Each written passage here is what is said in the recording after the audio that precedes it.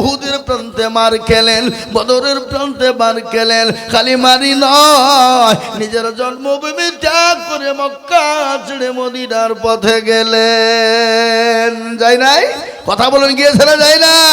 আল্লাহর নবীজি নামাজের জন্য মার খেলেন। আল্লাহর নবী বিশ্ব নবী একদিন মা আয়েশা রাদিয়াল্লাহু তাআলা আনহার ওর উপর মাথা দিয়ে তিনি শোয়া।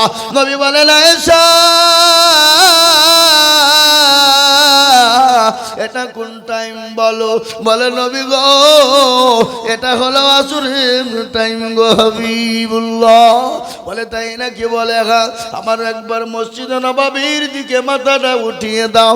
নবীজির মাথাটা উঠিয়ে দেওয়া হলো। আল্লাহ নবী বলেন, আয়েশা একটু মাথাটা তুমি নিচু করে দাও। বিশ্ব নবীর মাথাটা নিচু করা হলো। দয়ার নবীর চোখের কোণ দিয়ে গড় গড় গড় গড় করে পানি ঝরে যায়। আল্লাহর নবীর বিবি আয়েশা বলেন, ইয়া রাসূলুল্লাহ আপনার চোখে পানি কেন একটু বলবেন? বলে, আয়েশা রে এ পানি আমার দুঃখের পানি নেই, সুখের পানি রে আয়েশা। বলে, কেন? আল্লাহর রাসূল কি ব্যাপার, সুখের পানি চোখের হয় নাকি? বলে, কখনো কখনো হয়ে যায়। বলে, আয়েশা শোনো, আমি নবী দুনিয়া থেকে বিদায় হয়ে যাব, কিন্তু আমার উম্মতি কিয়ামত পর্যন্ত তারা নামাজ আদায় করবে। আজকে মুসলমান নামাজ পড়ে না, মসজিদে বলে সালাতু খায়রুম মিনান নাওম। আমরা শীতের বিছানা ছাড়তে পারি না, আমরা শীতের বিছানা ছেড়ে উঠে নামাজ পড়তে পারি না।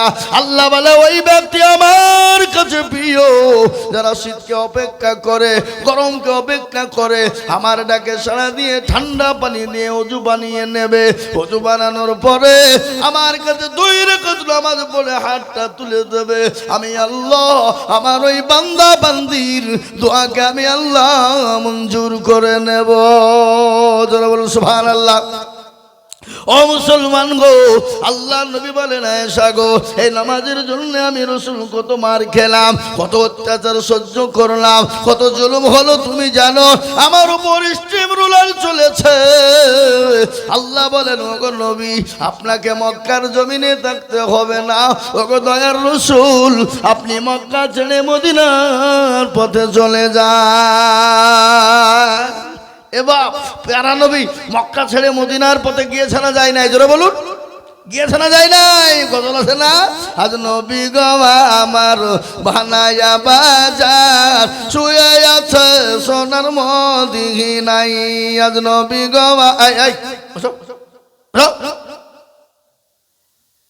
কি খবর? বাদাম খাবা? হ্যাঁ, আজ নবী গো আমার গড়ায়া বাজার শুয়ে আছে সোনার মদিনায়। আব্দুল্লাহ পৃষ্ঠ হতে মায়া মেনুর করবে এতে জন্ম নিলেন নবী মক্কাতে। আজ নবী গো আমার গড়ায়া বাজার হিজরত করিয়া চলেন মদিনায়। আজ নবী গো আমার বানায়া বাজার শুয়ে আছে সোনার মদিনায়। নবী বলে হযরত আলী আছে বিছানা খালি, নবী বলে হযরত আলী আছে বিছানা খালি, আমার বিছানায় শুয়ে যাও। আজ নবী গো আমার গড়ায়া বাজার হিজরত করিয়া চলেন মদিনায়। ওই নবীর নামে দুরুদ পড়িলে, ওই নবীর নামে দুরুদ পড়িলে হাবিয়ে দুজক নিভে যায়। আজ নবী গো আমার বানায়া বাজার শুয়ে আছে সোনার মদিনায়। ও মুসলমান দরদি, আজ ইসলামকে মিটিয়ে দেওয়ার জন্য পৃথিবীর সমস্ত বেঈমানরা উঠে পড়ে লেগেছে। কোরআনকে শেষ করে দেওয়ার জন্য গোটা পৃথিবী উঠে পড়ে লেগেছে, কিন্তু পারবে না। ইসলামের মালিক একবার চিল্লিয়ে বলো, কে ইসলামের মালিক? আল্লাহ কোরআনে বললেন ইন্না দীনা ইনদাল্লাহিল ইসলাম, আল্লাহর কাছে মানিত ধর্ম একটা, যে ধর্মটার নাম হলো ইসলাম। এটা গোটা পৃথিবীর ইহুদি নাসারা খ্রিস্টান জৈন বৌদ্ধ যত জাতি পৃথিবীর জমিনে আছে প্রত্যেকটা জাতি জানে। এই জন্য আজকে তারা ইসলামকে মিটিয়ে দিতে চাই রে বাবা, কিন্তু পারবে না। কেন পারবে না? ফেরাউন পারেনি, নমরুদ পারেনি, আবু জেহেল পারেনি, আবু লাহাব পারেনি, উতবা সাইবা মুগিরা পারেনি। এই যুগের বেঈমান তারাও কোনোদিন পারবে না। একটু হাতটা উঁচু করে দিয়ে বলুন ইনশাআল্লাহ।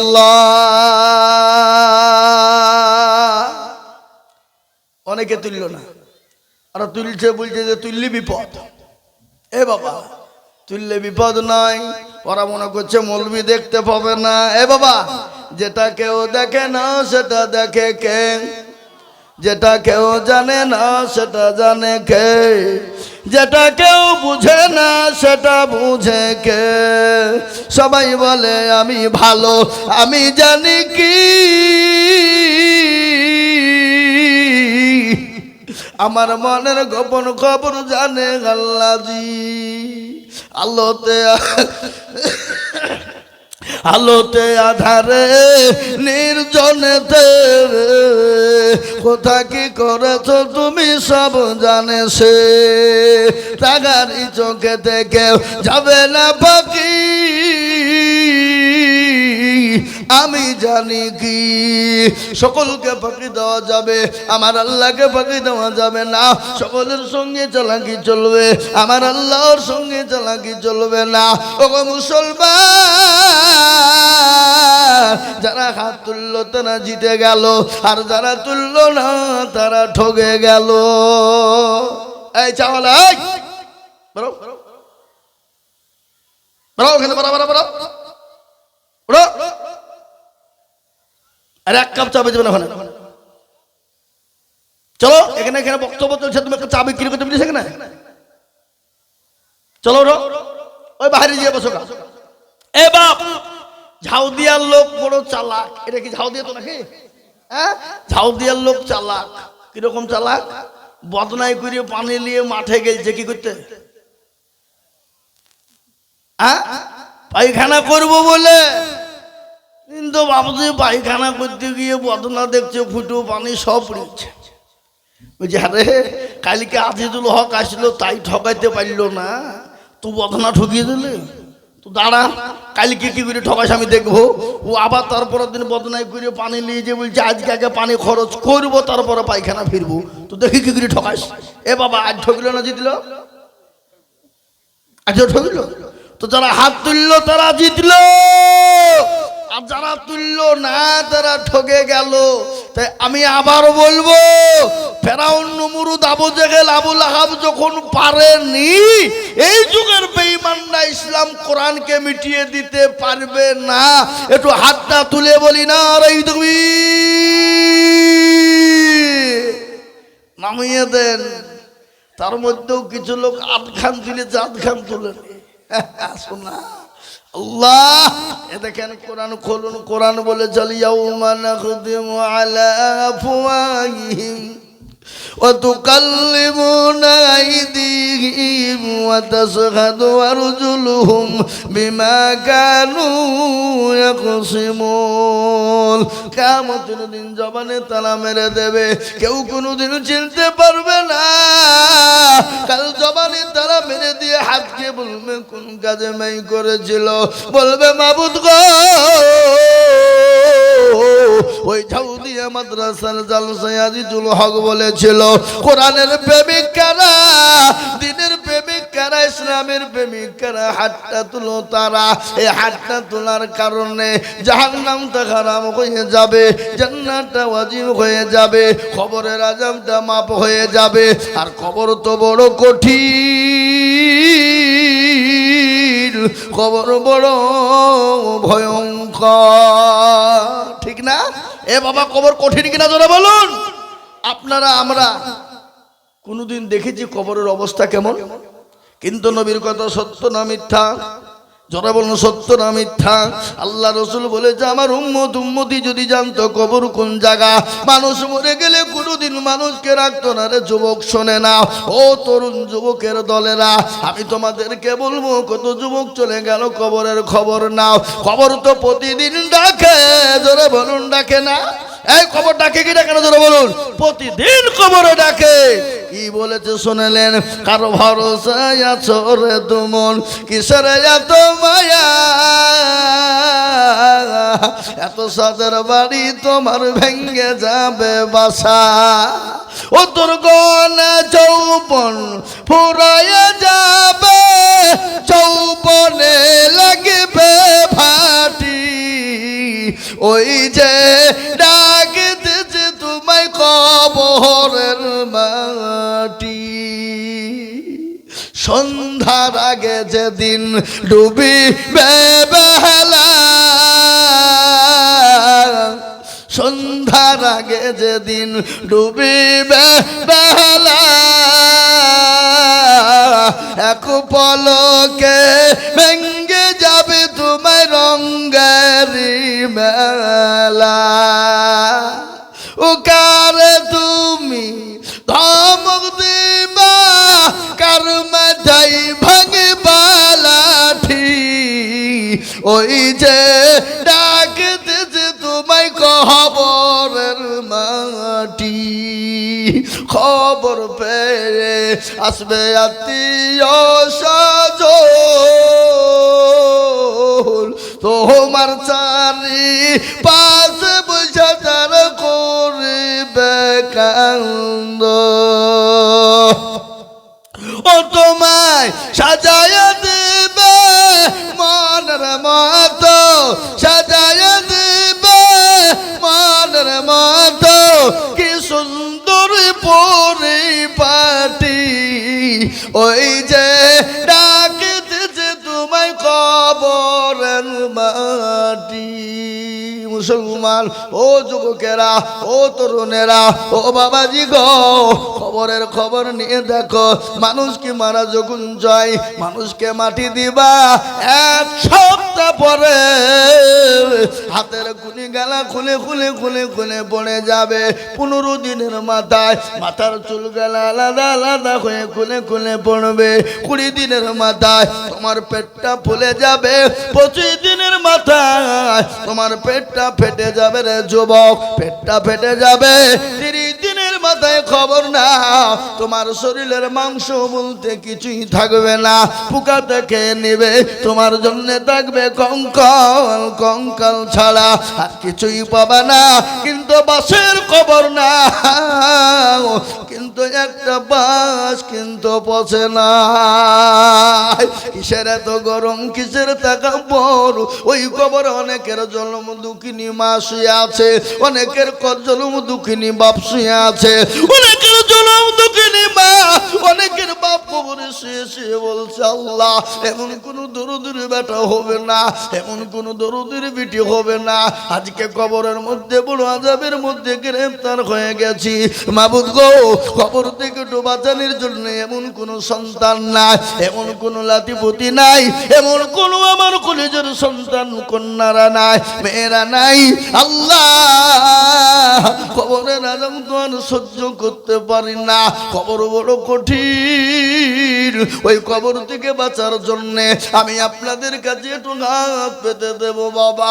আল্লাহর কোরআনকে খিদমতের জন্য, আল্লাহর কোরআনকে মহব্বত করার জন্য, আল্লাহ নবীর মাদ্রাসাকে টিকিয়ে রাখার জন্য, আল্লাহ নবীর মাদ্রাসাকে বানানোর জন্য, আল্লাহ নবীর মাদ্রাসার কোরআনকে হেফাজতের জন্য আজকে বহু টাকা বহু দিকে চলে যায়, বিবি বাচ্চা ছেলে মেয়ের পিছনে চলে যায়, বন্ধু বান্ধবের পিছনে চলে যায়, ডাক্তারের পিছনে চলে যায়, আত্মীয় স্বজনের পিছনে চলে যায়। কিন্তু আল্লাহর কোরআন কোরআনের জন্য দিলে কমে যাবে না, আল্লাহর কোরআনের জন্য দিলে কোনোদিন ফুরিয়ে যাবে না। তাই আমি আপনাদের ভিতরে আমি একবার তাকবীর দেব, আর তাকবীর দেওয়ার সঙ্গে সঙ্গে ডানে বায়ে পিছনে সামনে উপরে নিচে সর্বপ্রথমে একজন আল্লাহর বান্দা কোরআনের প্রেমিক হবেন যারা, কোরআনকে মহব্বত করেনেওয়ালা যারা, সেই হাতটা তুলে বলবে হুজুর গো আমার কাছে জান আছে মাল নাই, আমি পরে অল্প অল্প করে দিয়ে দেব। আমি একবার তাকবীর দেব, আর তাকবীর দেওয়ার সঙ্গে সঙ্গে 10,000 টাকা। একবার জোরে বলি নারায়ে তাকবীর। এই মজলিসের ভিতরে ডানে বায়ে পিছনে সামনে উপরে একজন দরদি সর্বপ্রথম 10,000 টাকা দিয়ে হাতটা তুলে বলবেন হুজুর গো আমার কাছে জান আছে মাল নাই, আমি পরে অল্প অল্প করে দিয়ে আমি আল্লাহর কোরআনের খিদমত করব। আমার মা কবরে চলে গেছে, আমার বাপ কবরে সে আছে হুজুর, জানি না আমার মা বাপ কি অবস্থায় আছে। ওই মা বাপের জন্য সর্বপ্রথম একজন দরদি বান্দা বান্দিকে আছে আল্লাহর কোরআনের জন্য মাত্র 10,000 টাকা।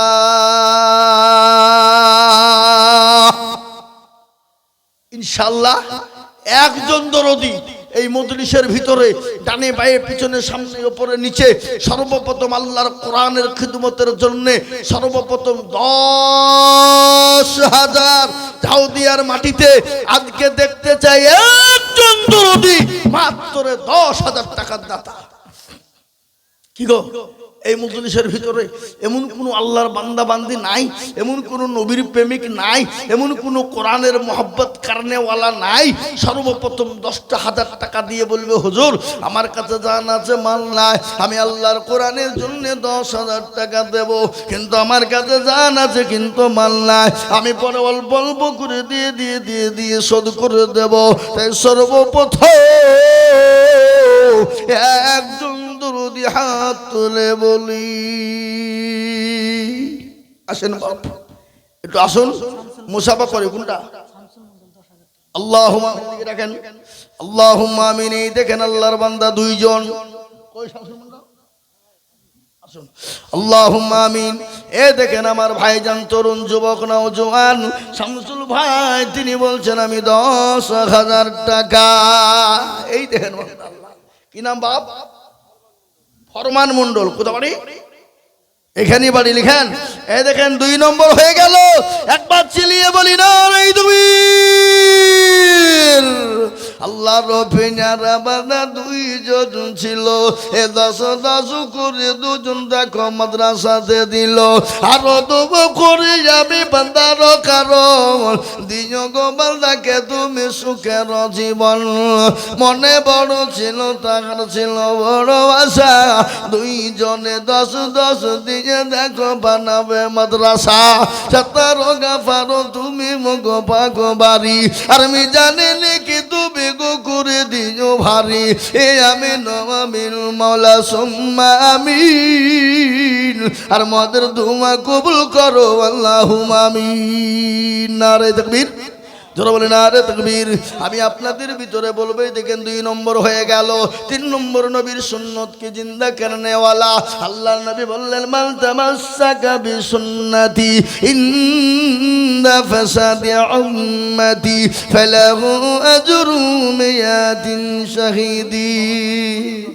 আল্লাহ, জোরে বলেন নারে তাকবীর। শাহিদ কি নাম? শাহিদ শাহিদ আল্লাহ রবিয়ারা বান্দা শাহিন মন্ডল ছিল, এ 10,000 টাকা শাহিন মন্ডল দানিল। ইয়ারো 2 কোটি টাকার পরিবারের জন্য শান্তি সুখ এনে দিও কোরআনের বদলে।